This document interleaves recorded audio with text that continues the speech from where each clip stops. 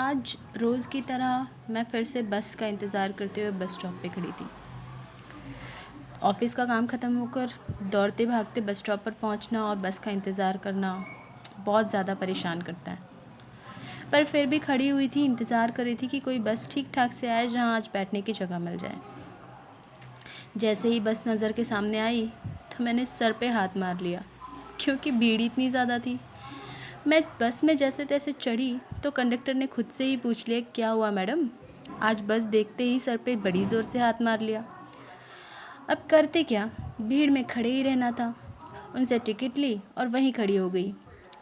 पर लकीली मेरे साइड में जेंट्स पैसेंजर में से कोई एक उतरने की तैयारी कर रहा था। बस उनका सरकना ही था कि मैंने सीट ऑक्यूपाई कर ली। अब सीट तो ऑक्यूपाई कर ली, बैठ गई। बड़ी खुशी हुई कि यार जहाँ सोचा नहीं था वहाँ मुझे सीट मिली। अब इस भीड़ में कौन कैसे उम्मीद करे कि उसे सीट मिलेगी। चलिए, बहुत अच्छी बात थी। बैठे हुए मैं अपने काम में मशगूल हुई। अगला स्टॉप गया, वो बंदा उतर गया। कोई नेक्स्ट स्टॉप आया और एक बुज़ुर्ग इंसान बस में चढ़े। अब उन्होंने बिल्कुल उसी तरह और उसी जगह पर खड़े होने का डिसीजन लिया जहां अभी मैं कुछ देर पहले खड़ी थी। उन्हें देखकर मेरे दिल में एक बात आई। पहली बात तो ये थी कि मैं जेंट्स की साइड पर बैठी हुई थी।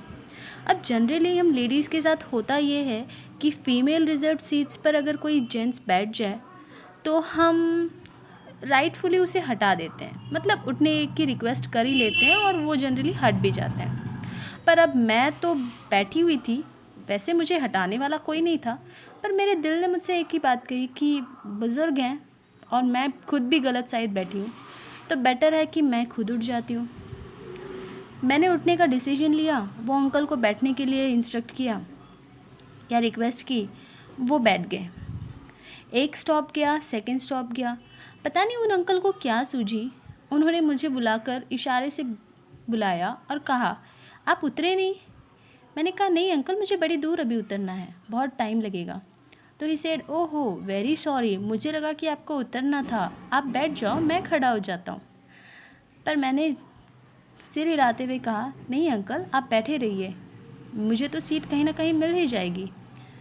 उन्होंने बहुत थैंकफुली, शायद उनके चेहरे की जो वो मुस्कुराहट थी वो बहुत रेयर देखने को मिलती है, वो भी थके हुए थे, पर उन्होंने मुझसे 2-3 बार रिक्वेस्ट की, नहीं नहीं आप बैठो, मुझे अच्छा नहीं लगेगा अगर आप खड़े रहोगे और मैं बैठा हूँ। तो मैंने कहा, कोई नहीं अंकल, आप बैठे रहिए, परेशान नहीं हुई, मुझे सीट पक्का मिल जाएगी। और यही कहना था कि सच में मुझे नेक्स्ट किसी लेडीज़ की सीट जैसे ही वैकेंट हुई तो मुझे मिल गई। मुझे मिलने के साथ मैंने सीट ऑक्यूपाई की। हम बैठे रहे, नॉर्मली रश तो था ही। अब उतरने का जब मेरा समय आया तो मैं गेट के पास खड़ी हुई। उन अंकल ने अपनी मुझे हाथ से छूते हुए कहा, बेटा, ऐसे समझदार लोग बहुत कम होते हैं जो अपनी सीट किसी और को देते हैं। अब बात ये थी कि इतनी छोटी सी बात, मैंने किसी को सीट दे दी, शायद वो उनका हक था, मैंने कुछ अलग काम नहीं किया था, पर फिर भी उन्होंने बड़ी खुशी से मुझसे कहा, बेटा, उन्होंने किस्सा एक्चुअली शेयर किया, मैं शेयर करूँगी। उन्होंने कहा कि वो और उनकी वाइफ कभी लोनावला जा रहे थे।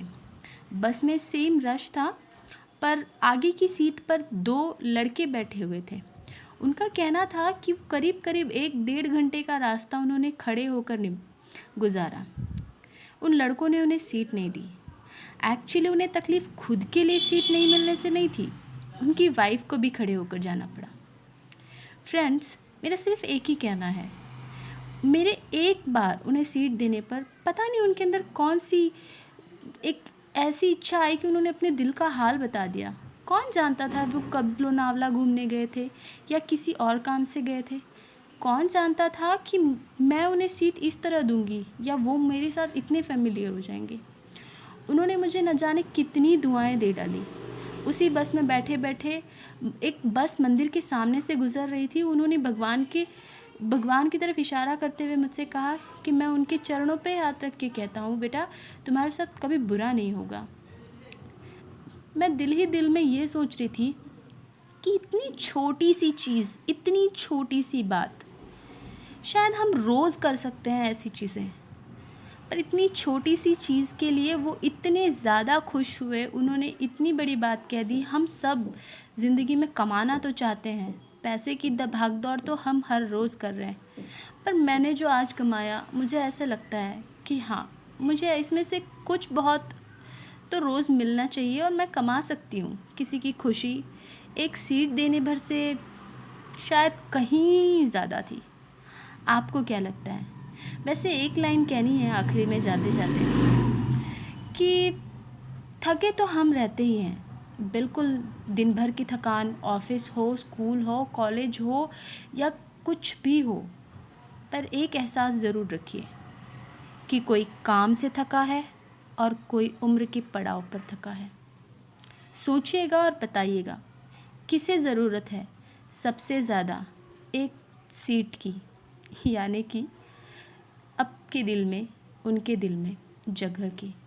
Thank you.